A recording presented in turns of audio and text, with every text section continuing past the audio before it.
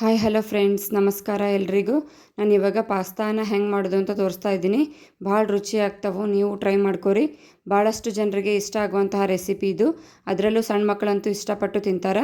ನೀವೇನೋ ನನ್ನ ಚಾನಲನ್ನು ಹೊಸದಾಗಿ ನೋಡ್ತಾ ಇದ್ದರೆ ಪ್ಲೀಸ್ ಸಬ್ಸ್ಕ್ರೈಬ್ ಮಾಡ್ಕೊರಿ. ಹಾಗೆ ಪಕ್ಕದಲ್ಲಿರೋಂತಹ ಬೆಲ್ ಐಕಾನನ್ನು ಕ್ಲಿಕ್ ಮಾಡಿ ಆಲ್ ಅಂತ ಪ್ರೆಸ್ ಮಾಡಿದರೆ ನನ್ನೆಲ್ಲ ವಿಡಿಯೋ ನೋಟಿಫಿಕೇಷನ್ಸ್ ನಿಮಗೆ ಬರ್ತಾವೆ. ಆವಾಗ ಆರಾಮಾಗಿ ನೋಡ್ಕೋಬೋದು. ಇವಾಗ ಹೆಂಗೆ ಮಾಡೋದು ಅಂತ ನೋಡೋಣ ಬರ್ರಿ. ಮೊದಲಿಗೆ ಗ್ಯಾಸ್ ಮೇಲೆ ಒಂದು ಪಾತ್ರೆಯನ್ನು ಇಟ್ಕೊಂಡು ಅದಕ್ಕೆ 3.5 ಗ್ಲಾಸ್ ಆಗೋಷ್ಟು ನೀರನ್ನು ಹಾಕಿ ಕುದಿಸೋದಕ್ಕೆ ಇಟ್ಕೊಂಡಿನಿ.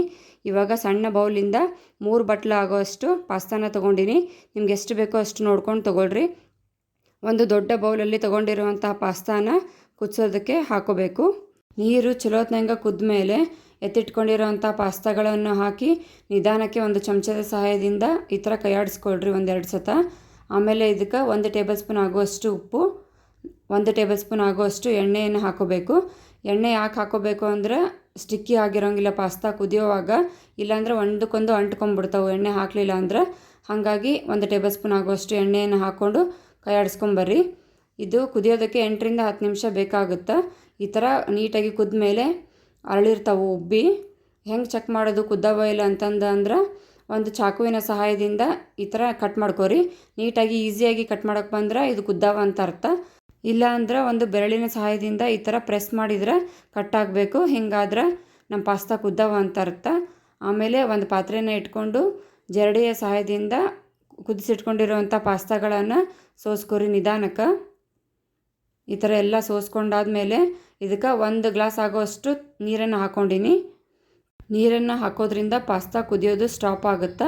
ಆಮೇಲೆ ಇದಕ್ಕೆ 1 ಟೇಬಲ್ ಸ್ಪೂನ್ ಆಗೋಷ್ಟು ಎಣ್ಣೆಯನ್ನು ಹಾಕಿ ಈ ಥರ ಚಲೋತ್ನಂಗೆ ಟಾಸ್ ಮಾಡ್ಕೊರಿ. ಒಂದಕ್ಕೊಂದು ಅಂಟ್ಕೊಳ್ಳೋದಿಲ್ಲ. ಹಿಂಗೆ ಮಾಡೋದ್ರಿಂದ ಸ್ಟಿಕ್ಕಿ ಆಗೋಂಗಿಲ್ಲ. ಇದು ಒಂದು ಇಂಪಾರ್ಟೆಂಟ್ ಟಿಪ್ ಅಂತಲೇ ಹೇಳ್ಬೋದು. ಪಾಸ್ತಾ ಮಾಡೋವಾಗ ಫಾಲೋ ಮಾಡ್ಕೊರಿ. ಬಿಡಿ ಬಿಡಿಯಾಗಿ ಮಸ್ತಾಗಿ ಬರ್ತಾವೆ ಪಾಸ್ತಾ. ನೀವು ನೋಡ್ತಾ ಇರ್ಬೋದಲ್ಲ. ಇವಾಗ ಗ್ಯಾಸ್ ಮೇಲೆ ಒಂದು ಕಡಾಯಿನ ಇಟ್ಕೊಂಡು ಅದಕ್ಕೆ ಸ್ವಲ್ಪ ಎಣ್ಣೆಯನ್ನು ಹಾಕಿ ಕಾದ್ಮೇಲೆ 1/2 ಟೇಬಲ್ ಸ್ಪೂನ್ ಆಗುವಷ್ಟು ಬೆಣ್ಣೆಯನ್ನು ಹಾಕಿ ಕರಗಿಸ್ಕೊಳ್ರಿ. ಬೆಣ್ಣೆ ಹಾಕೋದ್ರಿಂದ ಟೇಸ್ಟು ಚಲೋ ಬರುತ್ತೆ. ಇಲ್ಲಾಂದ್ರೂ ಸ್ಕಿಪ್ ಮಾಡ್ಕೋಬೋದು. ಇವಾಗ ಸಣ್ಣಗೆ ಕಟ್ ಮಾಡಿ ಇಟ್ಕೊಂಡಿರೋವಂತಹ ಬೆಳ್ಳುಳ್ಳಿಗಳನ್ನು ಹಾಕಿ ಫ್ರೈ ಮಾಡ್ಕೊಳಕತ್ತೀನಿ. ಕಲರ್ ಚೇಂಜ್ ಆದಮೇಲೆ ಒಂದು ದೊಡ್ಡ ಉಳ್ಳಾಗಡ್ಡಿಯನ್ನು ಸಣ್ಣಗೆ ಕಟ್ ಮಾಡಿ ಇಟ್ಕೊಂಡಿದ್ದೆ, ಅದನ್ನು ಹಾಕಿ ಫ್ರೈ ಮಾಡ್ಕೊಳಕತ್ತೀನಿ. ಉಳ್ಳಾಗಡ್ಡಿನೂ ಅಷ್ಟೇ ಸ್ವಲ್ಪ ಸಾಫ್ಟ್ ಆಗಬೇಕು, ಅಲ್ಲಿವರೆಗೂ ಫ್ರೈ ಮಾಡ್ಕೊರಿ. 1ರಿಂದ 2 ನಿಮಿಷ ಫ್ರೈ ಮಾಡ್ಕೊರಿ. ಸ್ವಲ್ಪ ಕಲರ್ ಚೇಂಜ್ ಆದಮೇಲೆ ಇದಕ್ಕೆ 2 ದೊಡ್ಡ ಟೊಮೆಟೊನ ಸಣ್ಣದಾಗಿ ಕಟ್ ಮಾಡಿ ಇಟ್ಕೊಂಡು ಫ್ರೈ ಮಾಡ್ಕೊಳಕತ್ತೀನಿ. ಟೊಮೆಟೊ ಜಾಸ್ತಿ ಹಾಕೋದ್ರಿಂದ ಟೇಸ್ಟು ಚಲೋ ಇರ್ತೈತಿ. ನಿಮ್ಗೆ ಎಷ್ಟು ಬೇಕೋ ಅಷ್ಟು ನೋಡ್ಕೊಂಡು ಹಾಕ್ಕೊಳ್ರಿ. ಇವಾಗ ಇದಕ್ಕೆ 1/2 ಟೇಬಲ್ ಸ್ಪೂನ್ ಆಗುವಷ್ಟು ಉಪ್ಪನ್ನು ಹಾಕಿ ಮತ್ತೆ ಫ್ರೈ ಮಾಡ್ಕೊಳಕತ್ತೀನಿ. ಉಪ್ಪು ಹಾಕಿರೋದ್ರಿಂದ ಜಲ್ದಿನ ಫ್ರೈ ಆಗ್ತಾವೆ. ಟೊಮೆಟೊಗಳೆಲ್ಲ ಸಾಫ್ಟ್ ಆಗಬೇಕು, ಅಲ್ಲಿವರೆಗೂ ಫ್ರೈ ಮಾಡ್ಕೊರಿ.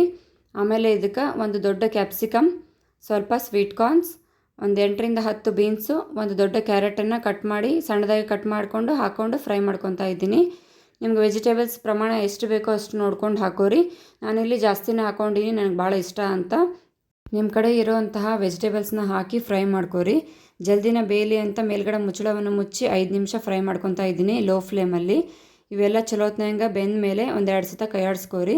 ಇವೆಲ್ಲ ಸಾಫ್ಟ್ ಆಗ್ಯಾವ ಅಂತ ಅಂದಮೇಲೆ ಇದಕ್ಕೆ 1 ಟೇಬಲ್ ಸ್ಪೂನ್ ಆಗೋಷ್ಟು ಖಾರದ ಪುಡಿಯನ್ನು ಹಾಕಿನಿ.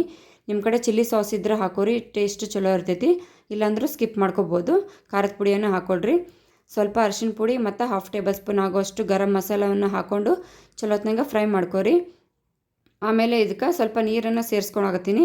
ನಿಮಗೂ ಕನ್ಸಿಸ್ಟೆನ್ಸಿ ಎಷ್ಟು ಬೇಕೋ ಅಷ್ಟು ನೋಡಿಕೊಂಡು ನೀರು ಹಾಕೋರಿ. ನಾನಿಲ್ಲಿ ಜಾಸ್ತಿ ನೀರು ಹಾಕ್ಕೊಂಡಿಲ್ಲ, ಸ್ವಲ್ಪನ ಹಾಕ್ಕೊಂಡು ಕೈಯಾಡಿಸ್ಕೊಳಕತ್ತೀನಿ. ಇದಕ್ಕೆ 1 ಟೇಬಲ್ ಸ್ಪೂನ್ ಆಗೋಷ್ಟು ಪಾಸ್ತಾ ಸಾಸನ್ನು ಹಾಕಿದ್ದೀನಿ. ಸೆಜ್ವಾನ್ ಸಾಸ್ ಇದ್ದರೆ ಹಾಕೋರಿ, ಅದು ಟೇಸ್ಟ್ ಚಲೋ ಇರ್ತೈತಿ. ಇಲ್ಲಾಂದರೆ ಇವೆರಡನ್ನೂ ಸ್ಕಿಪ್ ಮಾಡ್ಕೋಬೋದು. ಇದಕ್ಕೆ 2.5 ಟೇಬಲ್ ಸ್ಪೂನ್ ಆಗುವಷ್ಟು ಟೊಮೆಟೊ ಸಾಸ್ ಅಥವಾ ಕೆಚಪ್ಪನ್ನು ಹಾಕ್ಕೊಂಡು ಫ್ರೈ ಮಾಡ್ಕೊರಿ, ಮಿಕ್ಸ್ ಮಾಡ್ಕೊರಿ. ಟೊಮೆಟೊ ಕೆಚಪ್ ಹಾಕಿರೋದ್ರಿಂದ ಟೇಸ್ಟು ಚಲೋ ಇರ್ತೈತಿ, ಮಕ್ಕಳಿಗೂ ಇಷ್ಟ ಆಗುತ್ತೆ. ಇವಾಗ 1/2 ಟೇಬಲ್ ಸ್ಪೂನ್ ಆಗುವಷ್ಟು ಉಪ್ಪನ್ನು ಹಾಕಿ ಫ್ರೈ ಮಾಡ್ಕೊಳಕತ್ತೀನಿ. ಸಾಸ್ಗಳಲ್ಲಿ ಉಪ್ಪಿರೋದ್ರಿಂದ ನೋಡಿಕೊಂಡು ಹಾಕೋರಿ, ನಿಮ್ಗೆ ಎಷ್ಟು ಬೇಕೋ ಅಷ್ಟು. ಇವಾಗ ರೆಡಿ ಮಾಡಿ ಇಟ್ಕೊಂಡಿರೋವಂಥ ಪಾಸ್ತಾಗಳನ್ನು ಹಾಕ್ತಾಯಿದ್ದೀನಿ. ನೋಡಿ ಎಷ್ಟು ಬಿಡಿ ಬಿಡಿಯಾಗಿ ಬಂದವ ಅಂತಂದು. ಒಂದು ಸ್ವಲ್ಪನೂ ಸ್ಟಿಕ್ಕಿ ಆಗಿಲ್ಲ. ಹಿಂಗಿರಬೇಕು ಪಾಸ್ತಾ, ಆವಾಗ ಚಲೋ ಇರ್ತೈತಿ ಟೇಸ್ಟ್. ಇವಾಗ ಚಲೋತ್ನಾಗ ಮಿಕ್ಸ್ ಮಾಡ್ಕೊರಿ. ಮಸಾಲೆಗಳೆಲ್ಲ ಹೊಂದ್ಕೊಳ್ಳೋ ಹಂಗೆ ಸಾಸು ಮಸಾಲೆಗಳೆಲ್ಲ ಹಾಕಿರ್ತೀವಲ್ಲ ಅವೆಲ್ಲ ನೀಟಾಗಿ ಮಿಕ್ಸ್ ಆಗಬೇಕು ಪಾಸ್ತಾ ಮೇಲೆ. ನಾನಿವಾಗ ರೆಡಿ ಮಾಡ್ಕೊಳ್ತಾ ಇರೋವಂತಹ ಪಾಸ್ತಾ 4 ಜನಕ್ಕಂತೂ ಆರಾಮಾಗಿ ಆಗುತ್ತೆ. ನಿಮ್ಗೆ ಎಷ್ಟು ಬೇಕೋ ಅಷ್ಟು ನೋಡ್ಕೊಂಡು ಮಾಡ್ಕೊರಿ. ಲಾಸ್ಟಲ್ಲಿ ಸಣ್ಣಗೆ ಕಟ್ ಮಾಡಿ ಇಟ್ಕೊಂಡಿರೋಂಥ ಕೊತ್ತಂಬರಿ ಸೊಪ್ಪನ್ನು ಹಾಕಿ ಮಿಕ್ಸ್ ಮಾಡ್ಕೊಂಡ್ರೆ ನಮ್ಮ ಸೂಪರ್ ಟೇಸ್ಟಿ ಪಾಸ್ತಾ ರೆಡಿಯಾಗಿರುತ್ತೆ. ಇದನ್ನು ಒಂದು ದೊಡ್ಡ ಬಟ್ಲಕ್ಕೆ ಸರ್ವ್ ಮಾಡ್ಕೊತಾ ಇದ್ದೀನಿ. ಭಾಳ ರುಚಿಯಾಗಿರುತ್ತೆ. ಸಣ್ಣ ಮಕ್ಕಳಂತೂ ಇಷ್ಟಪಟ್ಟು ತಿಂತಾರೆ. ಇದನ್ನು ಮಾರ್ನಿಂಗ್ ಬ್ರೇಕ್ಫಾಸ್ಟಿಗಾದರೂ ಮಾಡ್ಕೋಬೋದು, ಈವ್ನಿಂಗ್ ಟೈಮ್ ಆದರೂ ಮಾಡ್ಕೋಬೋದು. ಭಾಳ ಟೇಸ್ಟಿಯಾಗಿರುತ್ತೆ. ನೀವು ಟ್ರೈ ಮಾಡ್ಕೊರಿ. ಈ ರೆಸಿಪಿ ಇಷ್ಟ ಆಗಿದ್ರೆ ನಿಮ್ಗೆ ಪ್ಲೀಸ್ ಲೈಕ್ ಮಾಡಿ, ಶೇರ್ ಮಾಡಿ, ಸಬ್ಸ್ಕ್ರೈಬ್ ಮಾಡ್ಕೊರಿ. Thank you.